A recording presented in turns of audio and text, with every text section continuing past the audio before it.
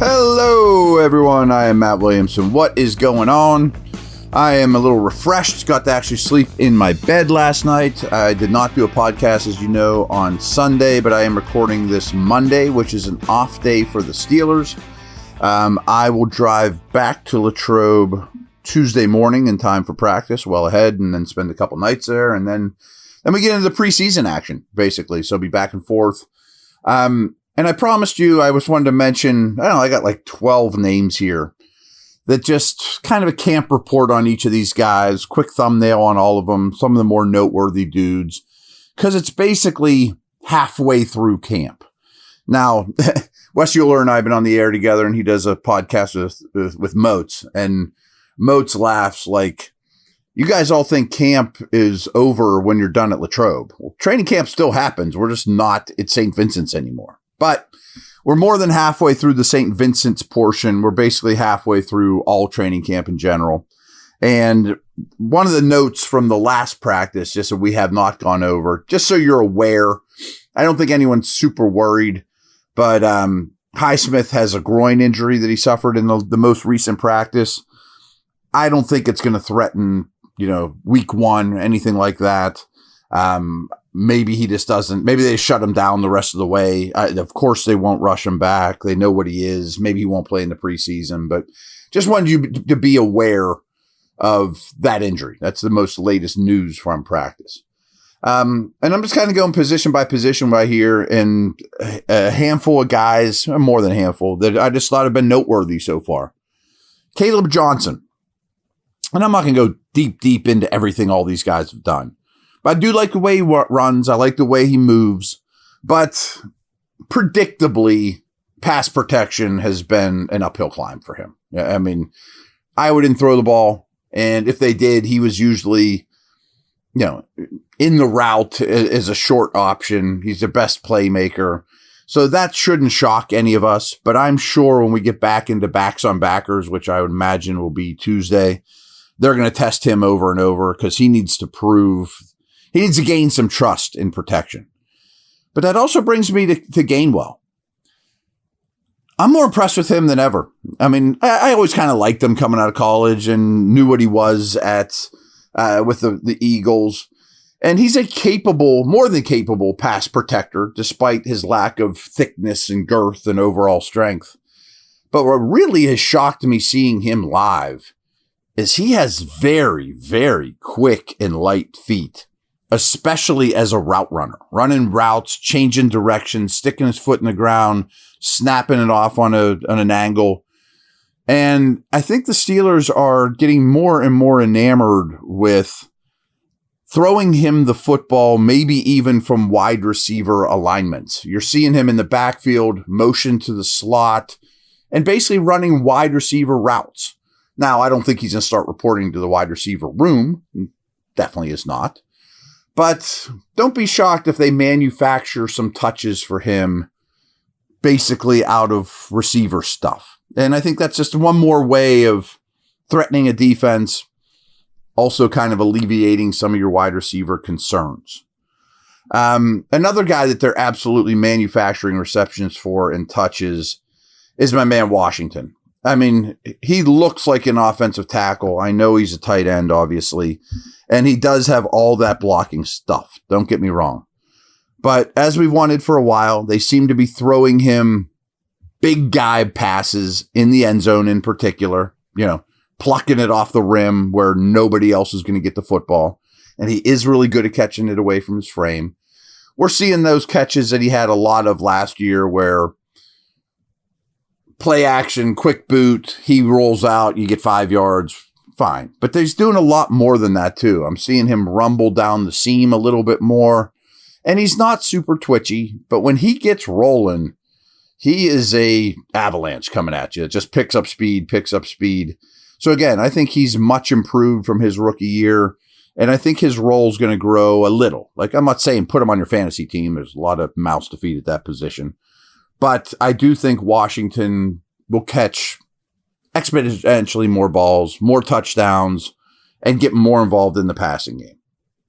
Another good sign, and frankly, I'll be honest, I think the beat reporters are blowing this up a little, but it definitely has been a good camp for Ramon Wilson. No question that I think he's checking boxes, that he's going to be involved. I hesitate to bring this up but I've heard some folks saying that the viewpoint on Wilson inside the walls, the coaching staff, the front office, is really high, and they think he might be their answer as the number 2 receiver, or as the number 2 option, or as a better version than what they had, and kind of letting him sink or swim to some degree in terms of, if he's as good as we think he is, we might not have to add somebody else. But if we start to have more doubts, then we'll just grab somebody else. And Chris has mentioned, and I think he's right about this, that Gabe Davis doesn't do much for them because the knee. There are some other options out there. But I think Ramon Wilson thus far through camp has certainly been a success, which is really all we need to know at this point. A guy you guys asked me a ton about that I am watching more and more is Rock Taylor. And I think it's pretty clear that I'm just going to call them the young no-name guys, the non-pedigree guys that are young, trying to make a name for themselves, that he's clearly the best of the group. He seems to be not rocketing up depth charts, but getting more and more opportunities with Mason Rudolph, not quite Rodgers yet, but he's not just catching end of practice stuff from Skylar Thompson. There's something there for sure. I like his body. I like the way he moves. I think he's got a chance to maybe be like the preseason leading receiving option, when it's all said and done, and stick on the practice squad and see what happens. And maybe an injury happens in week 5 and you bring him up, or maybe next year in camp, you're excited about him. Maybe he's even better than that. I don't know, but I do think Rock Taylor is somebody we're happy is a camp. I'm just going to leave it at that. I know people seem to get so excited about this guy like he's Jerry Rice. I'm like, I'm not sure why everyone has such excitement about him, but he's definitely, to me, better than those other guys. You know what I mean? This guy, though, has me very intrigued. Stephen Jones, big-bodied guard, 6'4", 340, wide shoulders, big square torso, and clearly with the 2s right now. But what's interesting to me most is this past practice, he was the number 2 right tackle. And I watched him pretty exclusively. It was one practice. He was fine. I mean, there was some good blocks. There were some okay blocks. But all in all, I didn't say, man, this guy can't play tackle. And why I bring that up is, boy, I'm straining for backup O-linemen to get excited about. And Stephen Jones is definitely one of them. And he must be for them too. Because if you're looking at this guy as, boy, he's going to make the team, but now I need to know, what do I do with him on game day? Well, could he play tackle? Let's try. We must like him to try that type of approach. And he held up fine. So let's just keep an eye on that experiment. The more you can do, the better, is always the case here. If he could be a tackle, that would be wonderful. If he could just be your 7th man, that would be wonderful as well, considering there's like no investment there. But that's a name I want you to remember, is Stephen Jones. And I bet he gets a ton of preseason snaps because I think they're excited about him. And preseason snaps, by the way, are a gift. They're earned. Especially like at that position like that.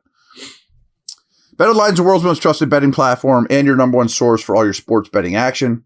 With baseball season in full swing, BetOnline has more ways to stay in on the action with the latest odds, news, and scores, even live in-game betting while the games are being played. We keep the dog days of summer rolling with the largest selection of odds on everything. With updated odds on MLB, UFC, and boxing to tennis and NFL futures, BetOnline remains the best online source for all your sports wagering info. In between games, head over to the BetOnline Casino with all the top Vegas-style games, including poker and live casino. BetOnline, the game starts here.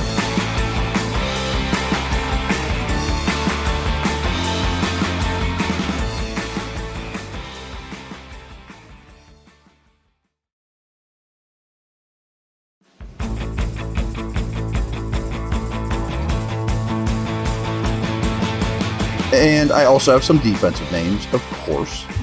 I'm going to lump these two together, but that's probably not fair because Benton's been around the block a lot more than the first round pick, Harmon. I think both have basically leveled up. These guys are good already. And Benton should be. Again, that's not really fair to lump them together, but they're both really talented. Benton's done a lot of work on his body. I think Harmon has as well. He looks a little less top heavy than he did at Oregon.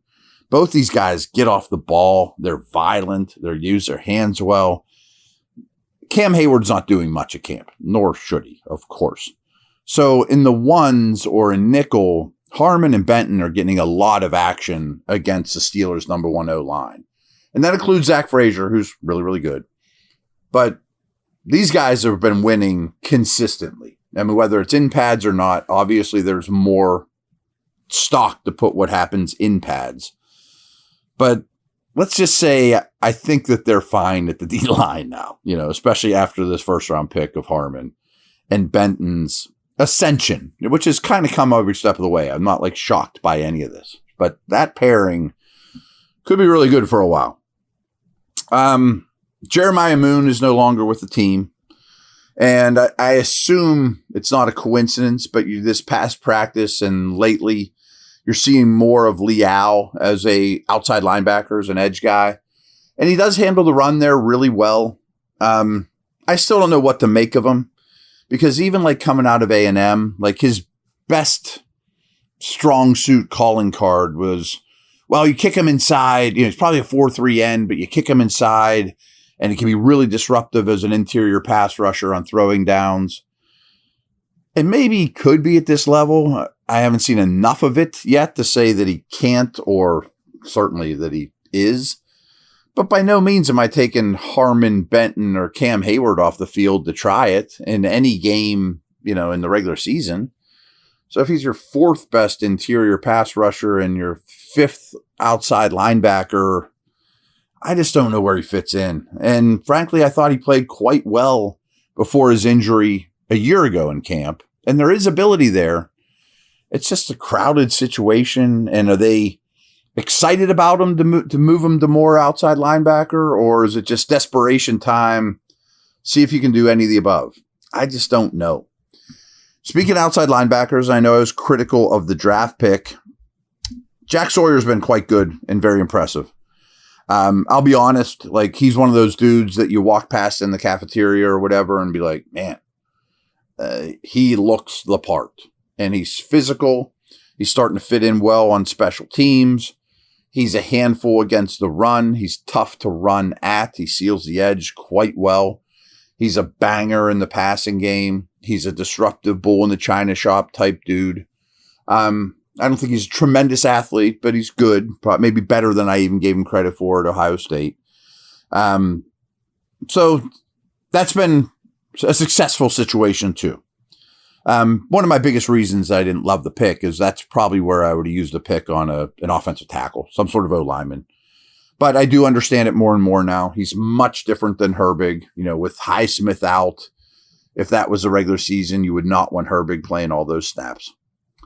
2 off-the-ball linebackers that really have a tough time, getting through the lineup unless there's an injury, or maybe you could trade Holcomb for a 5th or 6th round pick. I mean, he's a quality player.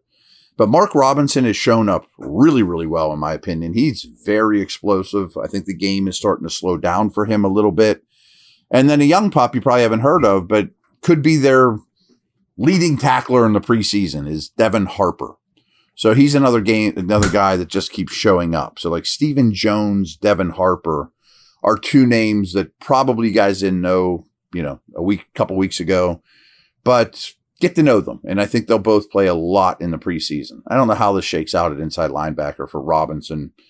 Probably end up just making a tough cut, but he's making that harder and harder. I have 3 defensive backs I want to bring up. Chuck Clark, fitting in great. I think, man, he's exactly what we thought he was going to be. When they made the signing, I kind of told you a week or so ago what he has been. He's making plays. I rarely see him out of position versatility, strong, free, slot, perfect depth guy, been around the block, very professional, tough, smart, all those things. So I am a fan of the Chuck Clark signing for sure. 7th round pick, Dante Kent. This is going to sound like a negative, but it might end up being a positive. He is battling an injury and is going to miss time. I think that could work in his and the team's favor. And I would think that they are no means upset about this. And this is why. Yes, you'd love to play him. You'd love to get him more experience. But they're so deep at corner now after the Ramsey trade that, you know, Pierre and all these other dudes, I don't know that Kent could have been in the plans this year. But if you could IR him all year, you know, if the injury's, quote, bad enough, you know, sometimes people go on injury reserve for a hangnail. He just sits in the facility for a year, rehabs, lifts weights, gets to know his teammates, gets to know the defense, sits in position meeting rooms, all those things.